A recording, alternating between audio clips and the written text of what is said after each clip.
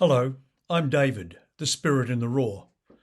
For the last 50 years, I've been receiving messages about these times and the challenges we will face in the process of transitioning from a third dimensional existence to a fifth dimensional reality. Hello, everyone. I was recently interviewed by a hypnotherapist in Sydney, Alarna Carlsson, where we discussed the journey towards spiritual growth and awareness, and I guess an enlightened consciousness, and a lot of other subjects in between that, but a very interesting discussion. And I wanted to share it with you because I think it gives some insights to some of the things we can do to awaken that growth within us and some of the signposts along the way. So enjoy this interview with Alarna. She interviewed me. I didn't interview her, but I think you'll find it pretty interesting, and she's very insightful. I hope you enjoy it. So, hey everyone, it's Alarna Carlsson here. I'm a clinical hypnotherapist, and I'm joined today by David Nomchong, who is a friend of mine, a mentor, and he also has a YouTube channel called Spirit in the Raw, where he shares insights and information and guidance on the living in and how to navigate them. Would you say that's right, David? Yeah, it's basically channeled, downloaded information. I've been getting these messages for over 50 years. And when I got out of the army in 1972, a long time ago, I was at a crossroads in my life. I didn't know what I wanted to do or who I wanted to be. And I started writing notes to myself. And lo and behold, these notes actually became downloaded messages with insight and information in them that definitely wasn't coming out of my mind. And I quietly kept these journals to myself for a long time. And over the last couple of years, I've been releasing some of that information in little short clip videos, which I put on Spirit in the Raw channel. And the reason it's called Spirit in the Raw is because it's unedited. It's just as it comes to me, raw information. And I'm curious, at what point did you feel that you were able to trust this guidance that was coming through? Because I think that's sometimes difficult for people when they start to get information and they start to connect with spirit, but they don't necessarily know where it's coming from. Is this my imagination? Am I making it up? What was that process like for you? Well, you know what's really interesting about that is that still goes on today. That's never stopped. And I think the best way I can describe it is I trust my intuition. And when I think it's my mind making rubbish up, I ask myself the question, and quite often I go, yeah, that's me being stupid. And I've got to the point now where I can distinguish, if you like, the sound of the voice or the tone of the voice and the tone of the message. And I actually have 12 different messengers who come to me, and they all have their own voice, if you like. And if it's outside of them, I can tell. So how long did it take me to get there? Look, probably in the first 5 or 10 years, I thought, I don't know whether this is my imagination or it's just my subconscious expressing my inner fears and doubts and so on and so on. So I went through that process. But there's a point in my life where I got very ill, and I was given a death sentence and said, if you're lucky, you've got 5 years to live. And at that point, I became very spiritual in the journey of trying to find out who I am and can I heal myself. Yes. And so you're talking about when you were diagnosed with leukemia. Yes, I was diagnosed with leukemia. I was told, I was 39. I had a 3-year-old and an 18-month-old child. I'd been married for 7 years. My career was at its on a high, and all of a sudden my legs were cut out from underneath me, and I was told, this is all going to finish before you've even got your job done. You'll be lucky if you last 5 years. And I went, oh, what do I do? Yeah, I mean, there's nothing like a shock event like that to really wake you up and start you asking those deeper questions about who you are and what you're doing here, and what does it all mean? Yes, what does it all mean? Crisis. As a hypnotherapist, you would know people come to you when they're in crisis. Yes. And that's when you facilitate change. Yes. I think human nature is very funny in that sense. We tend to, when times are good, we don't go deeper. We don't start asking those hard questions. We don't look inside ourselves. It's only when we're really faced with struggle and darkness and pain that we are actually propelled to look deeper within ourselves. Now, here's the trick, I think. When you look at these things, we've got two choices: deny it and pretend it didn't happen, or go deeply into it and feel it and release whatever that emotion is. And my experience is the majority of people deny it. And the trouble with the denial is it comes back and bites you on the butt, really. Yes. It comes back and it haunts you either throughout your life, or in my case, makes you very sick, because our body reacts to our denied feelings and emotions.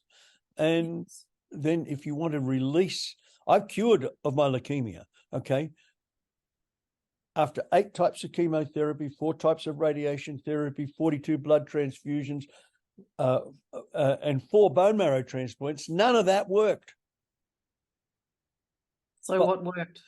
What worked was going deeply into my emotions and facing my fears and the terror behind my fears, and peeling off the onion skins and releasing all of these held emotions, and then calling back all my life force. I actually did that. I actually did it in a brief moment of time. And what that does is it opens up a whole new awareness. And so when you start to see these denied feelings and you go in and you crack them open, you get this cathartic reaction, and it releases the energy, and then all of a sudden you feel lighter. So I went through that process for the years that the leukemia was ravaging my body. It took 11 years for me to get to end stage disease. And, and at end stage disease, I was refractory to all treatment. I was told I had 90 days left to live. Wow. I'd been in an ICU on a respirator. Okay. I was really right at the pivotal end of the game. And I was able to pull it back from that brink, but I needed to get to that absolute level of desperation before I could crack it open. Now, I don't expect other people should do that. Well, hopefully, you don't have to get to that level of desperation before you're willing to go in and to crack it open. I think if people come and see people like you, they go, I didn't know about hypnotherapy. I did a lot of this in the dark. But to go to a safe place and have somebody guide you through the process and be there as a safe place while you crack this stuff open, that's very powerful. It's hugely valuable. Unbelievable. It's hugely valuable. I mean, I think we've come a long way in understanding the mind-body connection and the importance of emotions and feelings in terms of not just obviously emotional health, but physical health as well. So I think, nowadays it is a bit of a different game as to when you were going through what you went through, and you very much navigated that on your own, really using your instinct and I guess the guidance that you were also receiving. Yes. Yeah, but you're right. I think, not kind of letting it get to that point so that you are on that level of desperation that is the thing that propels you to go deeper. But I would say even the people that I see, although they may not have a life-death situation, often it does take people to get to the point where they're so fed up with something, they're so sick of it, and the pain that they're experiencing inside, or the circumstances that they find themselves in their lives, it's just gotten to the point where they can't do it anymore. They reach that point where it's like, that's it. And that can be the thing that finally makes them, take a step to confront the pain inside of us, because there is that old adage that until the pain of staying the same is greater than the pain of change, well, then you finally, will take that step, because you're sort of damned if you do and you're damned if you don't. You're gonna have to face the pain at one point or another. And can I say, yeah. people get anesthetized by the pain, and then they shut down, and instead of opening up, they play this denial game. If I pretend it's not there, maybe it'll go away. Of course, it never goes away. Right. But they want to play this pretending game. And then they keep on saying, why is this shit always happening to me? Yeah. Okay. And the truth is, if we believe in quantum physics, you get what you observe. Mm-hmm. In other words, what you think determines what you receive. And I think sometimes we need help to change our thinking so that we change what we receive. 100%. 100%. We're very powerful, but Yes. we forget how powerful we are, or we don't know, or we've been conned by the propaganda. The propaganda's what you see on the news every night, what you read in the newspaper, what you hear on the radio station. All of that's propaganda. It's all programming your thinking so you'll respond a certain way. When you go to the movies, you're being pre-programmed to think, what happens if there's Armageddon and a comet explodes across the earth? Well, the government will save me. Well, that's just gobbledygook, and then it's a fantasy, but you sort of have this program in your back of mind, well, hopefully the government's going to come and save me. And yes, I mean, I think, that just encourages people to be in that disempowered victim mode, exactly. that someone else, a power external to you, is going to be your savior. And while ever you're thinking that something outside of you or some person outside of you is going to save you, then you are always, to a degree, disempowered. And therein is why the journey, the inner journey, the journey inwards to a realization that you are personally responsible for everything that happens to you. Yes.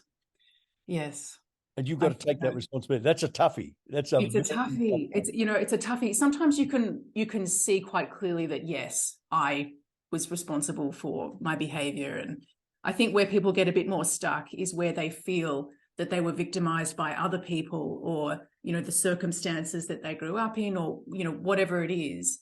They can't directly see that they were responsible for it.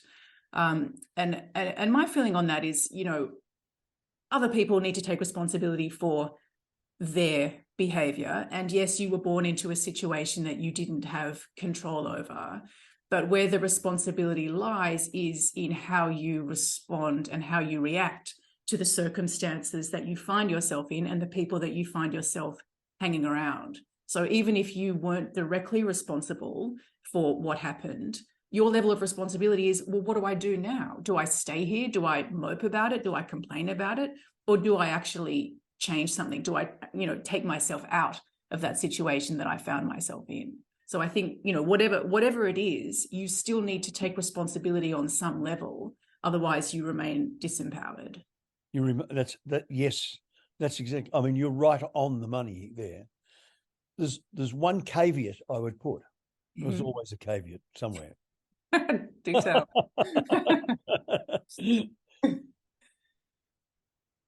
When other people inflict their attitude, activities or actions upon us, yes, we have a choice as to how we respond. A lot of people then want to try and change the other person's behavior to change the impact it has on them. Mm-hmm. That's what you can't do. People make choices, and every choice they make has a consequence. So the person inflicting an inconvenience upon you has made a choice to do that. That has a consequence. You have a choice on how you respond to whatever they were inflicting upon you, and that choice has a consequence as well. Mm-hmm. What you've got to do is honor all of the choices.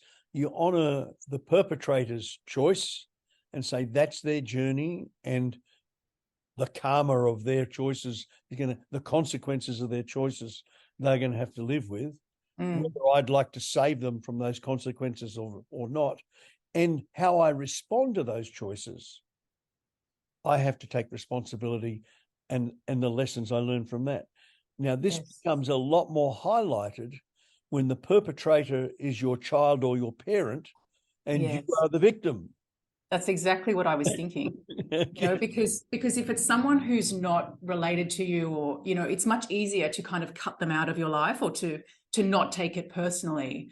But when it is a family member, particularly that parent-child relationship, whether you're the parent or you're the child, it's so much more personal. Exactly. And I think they're some of the deepest wounds that we have, and some of the hardest ones to heal. We have all of these, and rightly so, expectations on how a parent should behave or how a child should behave. And it's so tempting to try and exert control over that person, or to manipulate in some way to get your needs met. And being able to let go of those expectations, I think is very challenging. I have a philosophy, like in many of the things I've done in my life, I've developed these little philosophies about how I deal with things. When it comes to family, in fact, it comes to all people, this: love them and forgive them. I look for what I can love and forgive them for anything that I can't love. Yeah. And can I tell you that is not an easy process? Well, that's what I was going to say. It's easy to say, but doing it, it's oh gosh, it's so challenging. It's so challenging. I think it's a process too. It's not love and forgiveness is kind of a journey that you go on, and a process that you go through, and it's something that is constantly challenging us to grow and to be better people. And I think if we see it in that sense, that idea that particularly the family that you're born into kind of contains within it the perfect dynamic for your soul to grow in exactly the way that you need to. So when you can see it that way, that the overbearing parent, or the rebellious child, or the person that's so similar to you that you're just constantly triggered by them. Yes, that's your work. Yeah, exactly. Which Which sometimes is the hardest, when you see your own, your own weaknesses reflected in your child, or it's confronting. So I think that's always a good way to see it, isn't it? If that these are the perfect circumstances for your soul's particular journey and your soul's particular growth. If we look at the soul's journey, that job is to remember who you are and become all that you can be, which is a magical being, an all-powerful, creative, magical being. And getting there, you've got to have lots of experiences. You've got to have contrast. You've got to hate and love. You've got to have pain and joy. If you can't experience these things, how do you know that they exist? Right.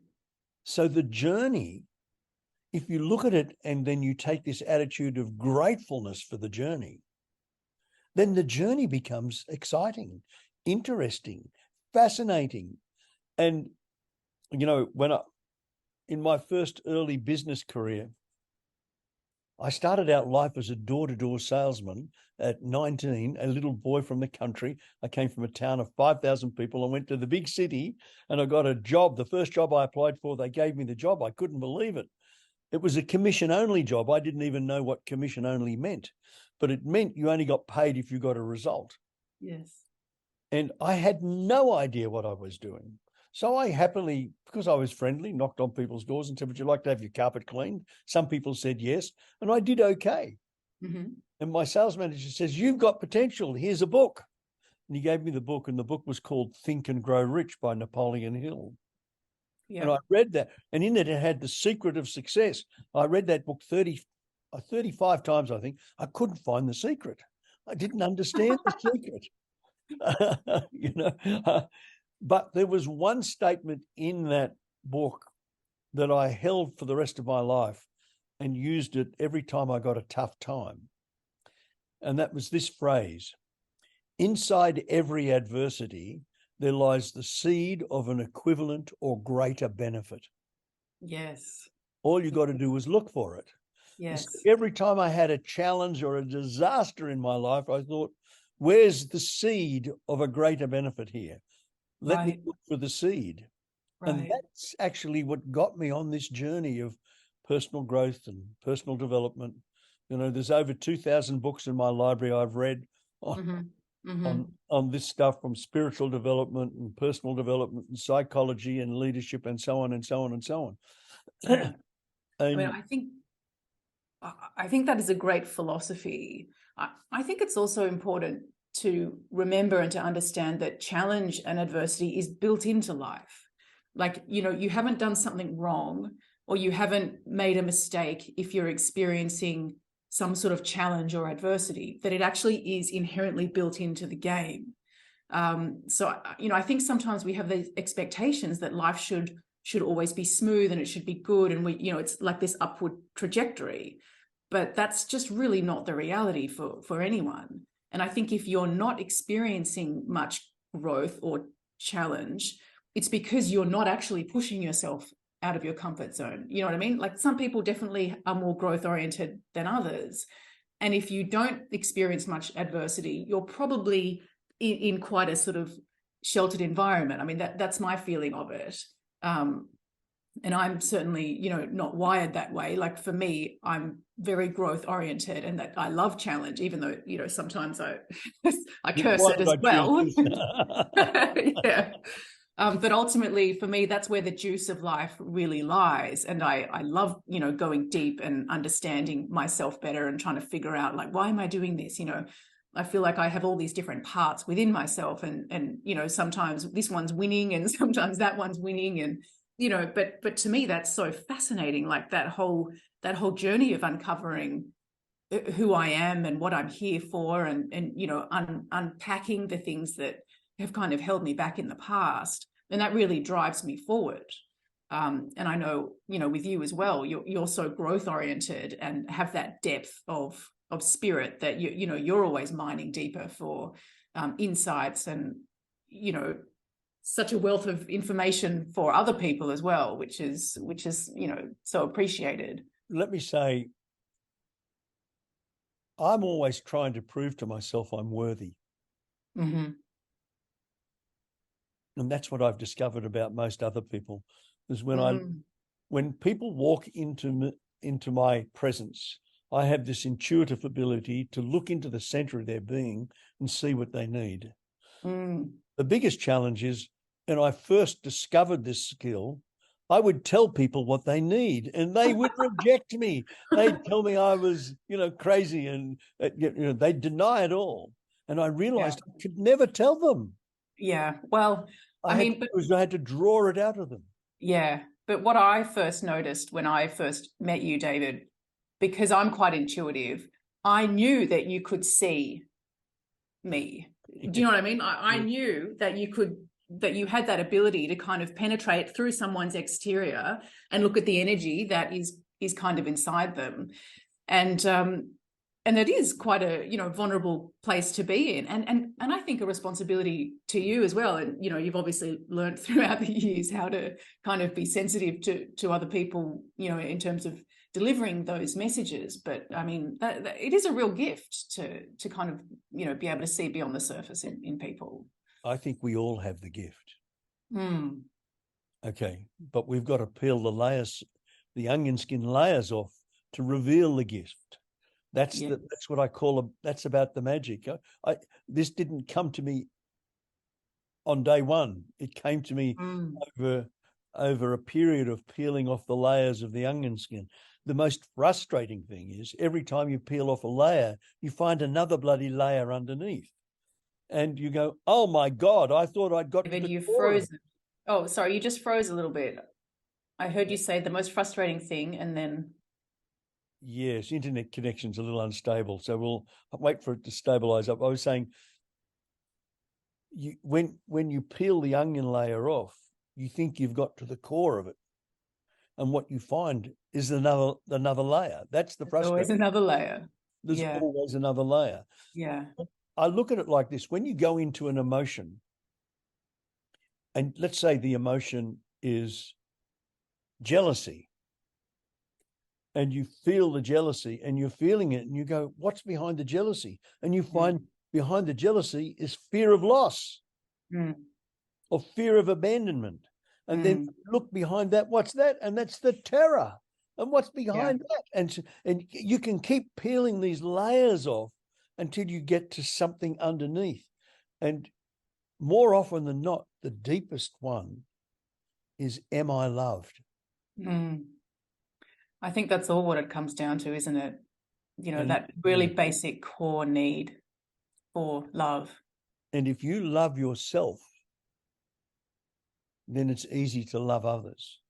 Yes. When you don't love yourself, that all of these artificial barriers are coming up around you that which are projected out into. I'm sort of tumbling over my words here, because what I want to say is we have all of these denials, you know, about how we feel, which we hide within ourselves. And then we have this third eye up here, this pineal gland, that's a transmitter. And the transmitter has no filter. It transmits reality. It transmits what's truly going on in you. And if you harbor these feelings, it transmits them out. And therefore, that's what it attracts. Yes. It attracts what you deny. It attracts what you are hiding. And you're saying, why is this always happening to me? Well, it's because you're transmitting it. You're attracting it. Right, right. And I think, you know, often we aren't consciously aware of these things. You know, the barriers that we put up and the blocks that we have, we're not consciously aware of it, but it will always be reflected in your external circumstances. So that's, you know, for me, if you think that you are blocked somewhere, but you don't know where, well, just look at your life and where are the blocks? Like, is it romantic relationships? Is it career? Is it money? What is it? And then you can actually use those external circumstances to kind of reflect back in, and then, you know, kind of reverse engineer the blocks. Well, if this is what I'm attracting, what must I be believing about myself or about life or about other people in order for that to be the case? You know, and that's also another way to kind of start peeling back the onion. And that brings us back to this point of you are responsible for everything that happens to you. Yes. And once you can accept that comment and actually take responsibility, then there's another magical thing that happens. You can change everything that happens to you. Yes. Okay. Then there's this other thing called being grateful. You've got to be grateful for what you've got. The challenges you got, because they opened the path for knowledge, experience, and knowing yourself better. Right. Which gives you a greater capacity for love, for being loving and to be loved. Yes. You know, my greatest joy at the moment is a 2-year-old who lives around the corner from me, my granddaughter. You know, because it's unfiltered. Yeah. It's a completely unfiltered emotion. Yeah. She's in Italy at the moment on holidays, and her mother put her on FaceTime to me to say hi to Poppy. And my daughter's best friend, who I've known since they were at high school together, calls me Papa Nomchong because I was sort of her surrogate dad. So she says, "Hi, Papa Nomchong," and my granddaughter says, "You can't talk to him. He's my Poppy. Go away." You know, it's a complete unfilteredness Yes. of her Yes. love and possession. You know, it's Oh, engendering. it's We beautiful. lose that as we get more mature. We put all these barriers and things up. But what if we all dealt with each other that way from day one? Well, the world would be a very different place, wouldn't it? Wouldn't it? Yeah. Wouldn't it? And maybe that's the world we're going to. I feel that that's the world we're going to. I hope so. And something else I want to ask you about, you know, I just as you were speaking and talking about gratitude, something that came to me was the power of what we're focusing on. Because, you know, so much of what we create is based on where our attention is going. And that is the case, you know, in terms of the external world, what we're focusing on, and then internally, what we're focusing on in our own experience. But we're living in an age of extreme distraction, that our attention is being pulled in so many different ways. And I think this is a big part of the reason why so many people find themselves kind of, you know, perhaps not making the progress that they want to make in terms of their personal growth or their spiritual development. You know, we don't necessarily have the discipline to focus in a way that would bring us more progress. Can you speak to that? I'm going to start by talking about our education system, because it's designed to get you to comply with whatever the norm is.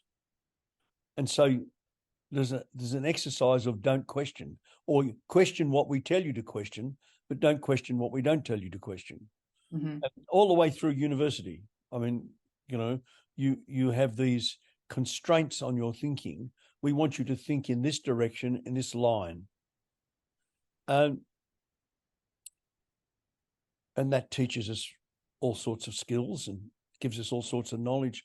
But in many ways, it disempowers us.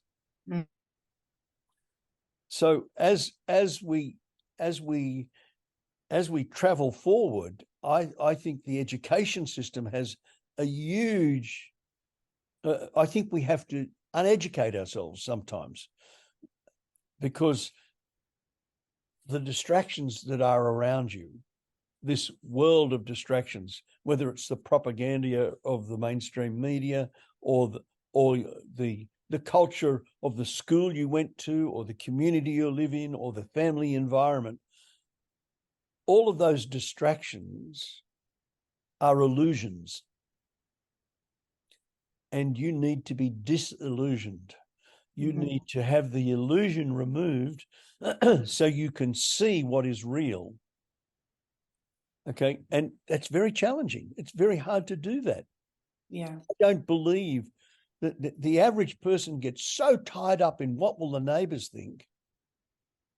What will, I'm not making enough money. I don't live in the right house, the right suburb, my kids aren't going to the right school. You know, I don't belong to the right club. My job title is not sufficient for me and my ego, blah, blah, blah, blah, blah, all of these things. I can tell you how you can get rid of all of that. I got rid of all of that stuff one night in the intensive care unit at St. Vincent's Hospital when I was on a respirator. And each time I gained consciousness, I thought, I'm still alive. And at that moment in time, I realized I don't care what car I drive, what house I live in, how much money I've got in the bank, what my job title is. None of those things were important. Yes. What was important was who I loved and what impact I left. Those are the only things that were important.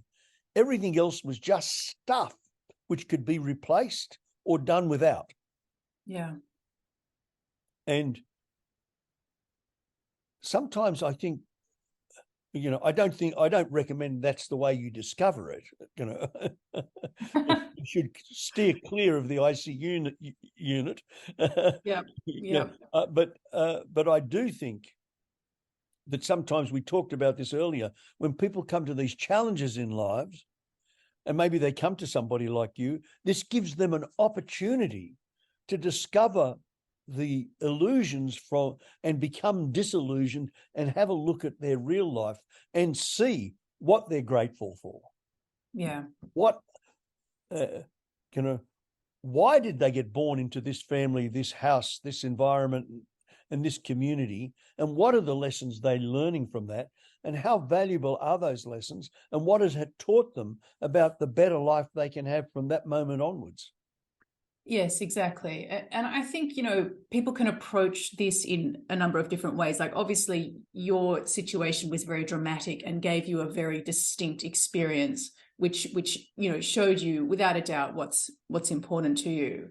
And for people who don't go through such an intense experience, but I think a lot of people have this more of a just general sense of dissatisfaction. Like, they understand that the things that they've been chasing, the things that they've been acquiring, haven't delivered what they were supposed to. The sense of satisfaction from a new car is very fleeting. Like, if you've mortgaged yourself to the hilt to get a great house, a lot of stress and pressure comes with that. So it's like we can find ourselves trapped in this lifestyle that, on the one hand, looks so shiny and great from the outside and is what we're socialized to aim for. But then the reality of it is very different. So that kind of sends people on a journey to really discover for themselves, well, what do I value? What's meaningful for me? What makes me happy? And it's then having the courage to make those changes in the face of perhaps, other people not understanding what you're doing, perhaps even directly criticizing what you're doing, or, the risk that you'll fail, like you'll try something and it doesn't work out the way that you thought it would. But you can gradually be making those changes, just kind of getting closer and closer to the kind of life that does fulfill you. And I think a lot of the time when we're growing up, we don't question what we're socialized into. We don't even realize. It's like trying to explain water to the fish. You can't see it. You don't know. And so it is this process of taking off the blinkers, taking off the blinders, and kind of seeing, the conditioning that I received as I was growing up, you don't necessarily know it. And that is that, gradual peeling back. And I think you're right. It is the struggle and the dissatisfaction that kind of makes you look a little bit deeper. And it does take courage to actually make those changes, in the face of other people perhaps not understanding that. I think that's something to acknowledge as well. It's not necessarily an easy process when you're trying to make those changes. Well, it's not. It's not easy, and perspective is important.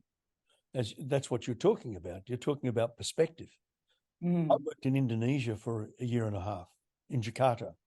There are 10 million people who live on the streets of Jakarta, next to open sewers, who make a living earning 40 to 60 US cents a day, which buys them a cup of rice and a cob of corn, which sustains their life.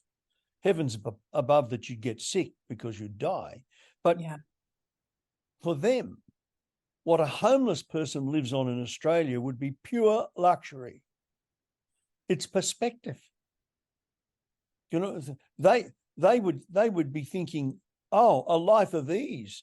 Somebody pays you a monthly dole, and you can't afford a lodging, but neither can I. But you can have a tent and you can buy food every day, and you don't have to work to do that.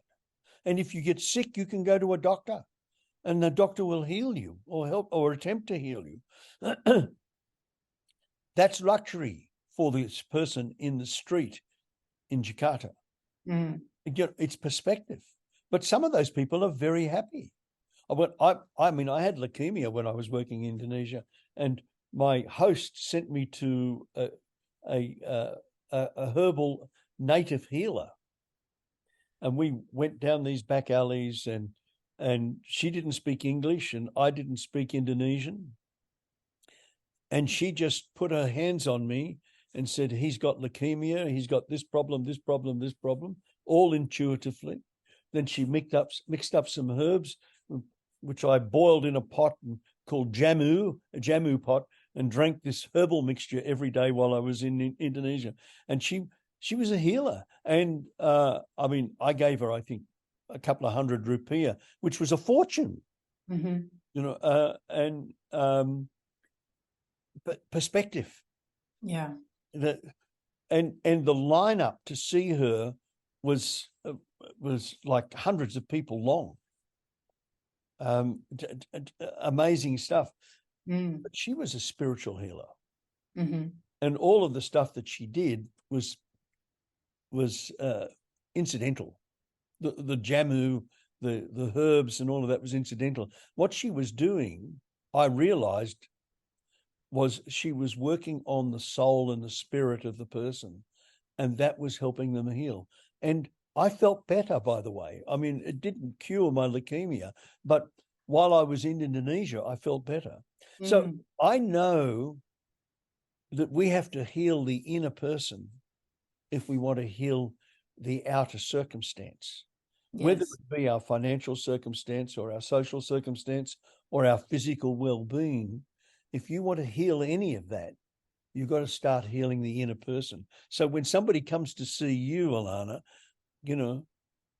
you're an agent of inner healing. Yes. That's I understand that. And I think, I'm always cognizant of the fact that whatever the symptom is that the person comes with, that's never really where the point of healing is, that's just how it's presenting itself. And the cause of that is always something far deeper. So it's a matter of, like we were talking about before, peeling back the layers of the onion. And then that's the level that the healing takes place. And then the symptom really, once you've healed that initial wound further down, the symptom really takes care of itself. Well, see, the healing might be from a past life. Healing may not be something that occurred in this incarnation. You believe that our spirit, our etheric body never dies, our consciousness never dies, the energy goes on, then we may have incurred a dysfunction in an earlier existence. And so there's nothing in our life that points to a consequence that we created in this life for the experience we're having. But the experience might be coming from a consequence of something we did in a previous life. Yes. We have to heal that. Yes. People don't get that. I mean, I've actually peeled my own onion skin layers away and had visions and remembered past existences, and have been able to touch on some of the feelings of things I had to heal in that. And I wonder if you don't see patients who maybe need to heal something from a previous life rather than this life. Yes. I mean, some people are open to that and some aren't. So, people have different beliefs and different ways of conceiving where their problems and issues come from. I do believe in past lives, and I do that life work. But what's interesting is that even if someone doesn't necessarily believe in past lives, even if you were to do a regression with someone like that who is open-minded, the subconscious mind works in metaphor and images and pictures. So you will be shown something that is helpful and relevant to whatever it is that you're experiencing. So I used to kind of, I've had some incredible experiences for, myself doing past life regressions, but also with clients. And sometimes there's this feeling afterwards like, oh, but was that real? Like, was that an actual past life? Or, sometimes people don't don't know, they, might second guess whether that actually did happen. And my feeling on it is that it actually doesn't even matter. Like if that helped you, if that released something in you, if you feel, a lightness afterwards, or you gain some insight, or, whatever it is, then that's the job done, really. So I don't kind of get hung up on whether it's real or not, or where did it come from. If you had an experience where you felt that release, and that there was a healing that took place, that's a win as far as I'm concerned. Well, yeah, I think that's right. I mean, the whole experience, I can't come back to the journey, is for us to remember who we are, what our purpose is. I quite often, I get to coach people and do a little bit of mentoring work from time to time. I'm sort of semi-retired, never quite retired, never will be. But no, I can't imagine you ever fully retiring. I don't mind a quieter life, but I don't want a hermit's life. Yes. But people come to me, and they are seeking a reason for why they exist. So when I ask them the question, what is your purpose in life? The number of people who can answer that, I can count on one hand. Of all the people I see, I've got thousands of people I know. I was in the direct sales industry for 45 years. I've worked in 11 countries around the world. I know actually hundreds of thousands of people. And really, on one hand, I could count the people who knew what their purpose was in life. Wow. And I think that should be the discovery. Why are you here? What is your talent, your ability, your skill, and your passion that will leave an impact on this world? What is your purpose? It's a tough one. It's a tough one. It's a tough one. And articulating it's not easy. And I think also your purpose can, change and evolve as you change and grow too. I mean, as you're saying it, I'm thinking, what's my purpose? And I feel like my overall purpose is spiritual growth. I would kind of categorize it as that. And then I would have like little sub purposes that, to be a mother, to, the work that I'm doing, and various things. And that's kind of, I guess, shifted a little bit as I've gone through life, and my priorities and values have changed. But yeah, I think it's an important thing for people to have a sense of purpose. And if you don't have a sense of purpose, I think often you're rudderless, and you can be easily blown around with the winds of change if you don't have that sort of strong sense of and so I'm just mindful of the time, and I don't want to take up too much more of your time, but I would like to ask you what you do on a daily basis to keep your connection with spirit, because I feel like in the times we're living in, which are obviously a lot of turmoil and a lot of deep change, one of the most important things for people to be able to navigate that is to have that strong connection with self. So I'm just wondering if you could share how you maintain your connection with spirit. On sunny mornings, I sit out on my back porch, which looks directly north, with my shoes off and my feet firmly planted on the ground, and the sun shining on my face, and I meditate for 20 minutes. And when the weather is inclement, I come and sit on my lounge, which you've sat around. Yeah. There's no TV, no media, no radios. And I sit there and I meditate for about 20 minutes. And quite often I get messages, and I get insights and understandings, which I write down. So that's my daily routine, is just 20 minutes of meditation. When I go for a walk up the driveway and along the dirt road on my farm, I'm just forest bathing. So I'm getting another connection with Mother Nature and Mother Earth. And I, I think all of these things have a connection to our spiritual well-being. Even the water I drink, Alarna, is rainwater filtered 5 times and sanitized. There's nothing else in it. I've drunk it. It's different. You can taste the difference. Yeah, exactly. You can taste the difference. Yeah. All of that is part of keeping my environment clean. When I meditate, I run a cleansing light through my body, washing away any dark attachments that may be near me. I surround my body in a crystalline protective shield that looks like a crystal. Okay. And that's to stop me from getting psychic attacks and other attacks from unwanted entities and energies.